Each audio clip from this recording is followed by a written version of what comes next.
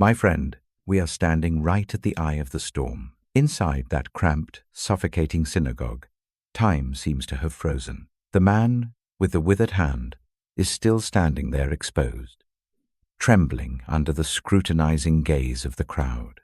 Jesus stands beside him, facing the rows of religious leaders. The atmosphere is no longer one of solemn worship. It is thick with calculation. Everyone knows what is happening. This is a trap.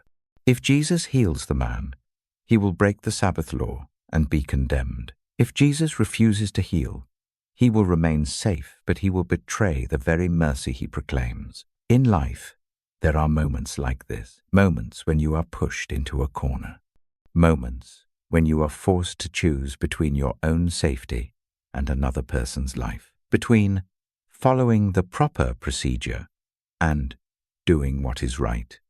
And it is precisely in this moment, when there is no way back, that Jesus makes a decision that reshapes the moral foundation of humanity. He chooses not to avoid the conflict. He chooses to confront it head-on.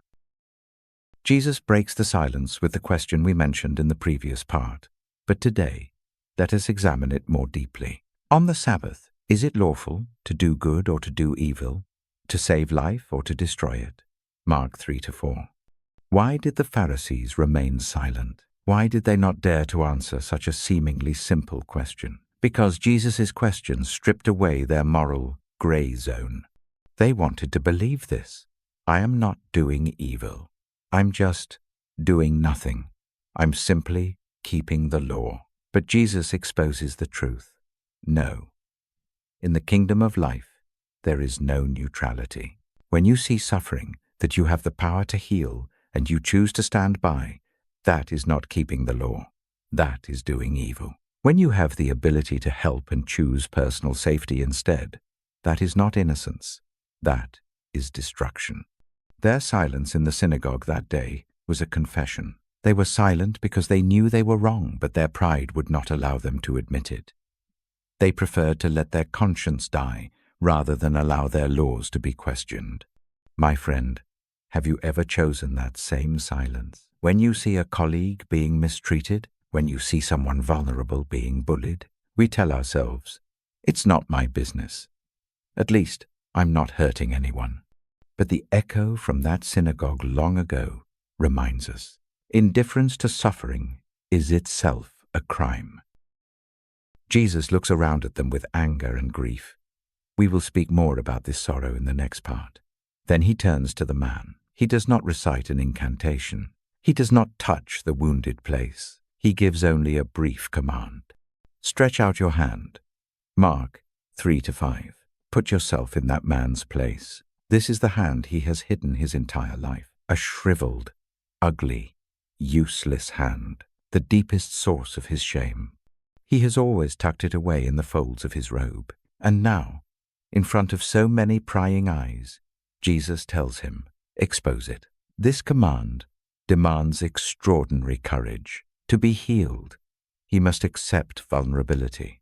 He must allow others to see his most naked weakness. If he does not stretch it out, the miracle will not happen. If he clings to the safety of concealment, he will live forever with his deformity. And he chooses to trust. He takes a deep breath, bites his lip, and slowly draws that withered arm out from his garment. He stretches it out toward Jesus. This is the most beautiful moment of faith. Faith is daring to expose our brokenness before God. The moment he stretches out his hand, a surge of life runs through the withered muscles. The twisted fingers straighten. Color returns to the skin. Strength flows back. His hand is completely restored whole, just like the other one. Imagine the atmosphere in the synagogue at that moment. There should have been cheers. People should have rushed forward to congratulate him. The religious leaders should have given thanks to God for the great power revealed in their midst. But no. What happens next is one of the most disturbing paradoxes in Scripture. The Gospel of Luke records, they were filled with fury. Luke 6:11. The English text says, filled with fury, overwhelmed by rage. Some translations even use madness. Why? Why would anyone become angry at the sight of a disabled man being healed? What turned these seemingly devout people into raging fanatics? The answer lies in control. They were not angry because Jesus did something evil. They were angry because he did something good but not according to their procedures. They were angry because their authority was threatened. Jesus had proven that mercy matters more than their legal system. And for those intoxicated with power, losing control is more painful than death. They would rather see the man remain disabled as long as their Sabbath rules stayed intact. This is the terrifying blindness of dogmatism. When people love systems more than they love human beings, they become cruel in the name of morality. Their anger does not stop at emotion. It turns into action. Scripture records a chilling detail. The Pharisees went out and immediately conspired with the Herodians against Jesus to destroy him. Mark 3-6.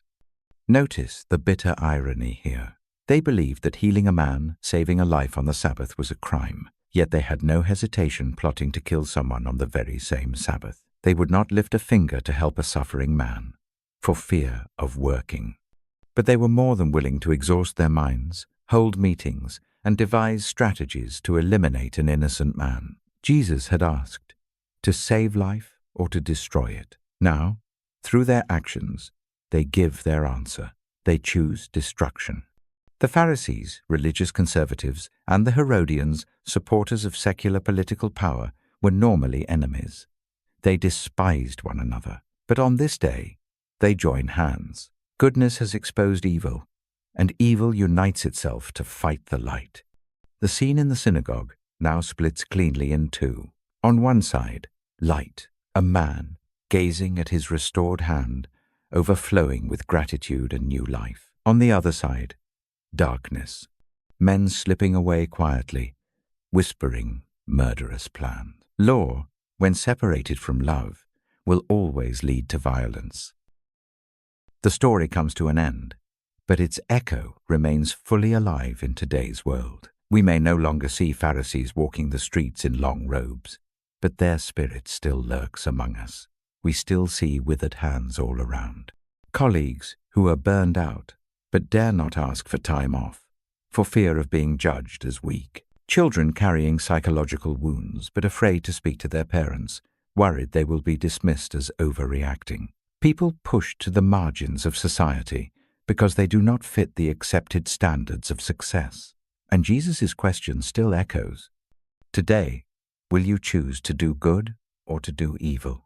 What will you choose? Will you choose the safety of silence or the risk of compassion? Will you protect your image of being proper and correct?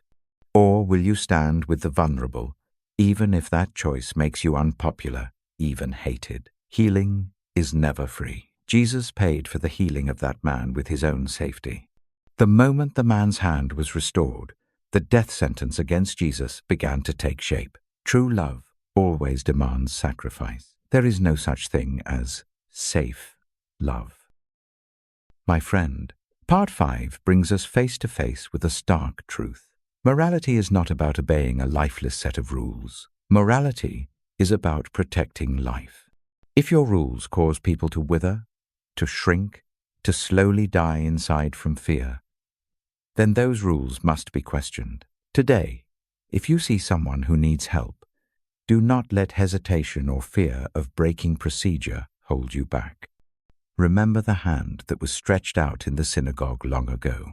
A single small act of kindness can crack an entire system of indifference. And even if the world fills with fury because you dare to live differently, rest assured of this. You are standing on the side of the Lord of life. But the story does not end here. We have seen the reaction of the Pharisees. But what about Jesus? What was he feeling at that moment? Was he sorrowful? Was he angry? And how is Jesus' anger different from human anger? That profound mystery awaits us in Part 6. The anger of love. Keep your heart soft and I will see you again.